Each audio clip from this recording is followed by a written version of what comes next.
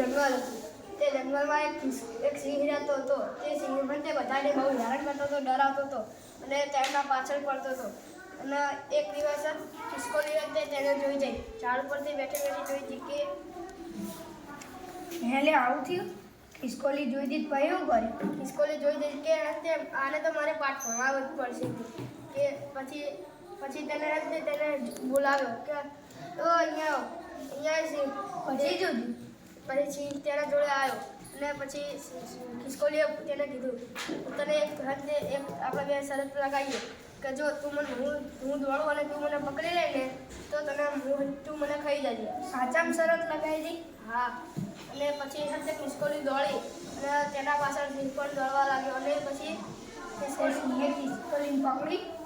પકડી ના કે સિંહ તો અંતે અને ખિસકોલી તો અંતે કાંટાવાળી ઝાડમાં બધાની હાથે જતી રહે અને સિંહ તો અંતે નીચે ઘડીને દોડ જ કરતો હતો અને અંતે ખિસકોલી તો એક ઝાડ ઉપર ચડી જાય અને અંતે સિંહ નીચેમાં હાલ દોડતો હતો ને તે સિંહ તો અંતે ઝાડે જઈને ભટકાવવાના અંતે બે ભાન થઈ ગયા. સાચામાં બે ભાન થઈ ગયા.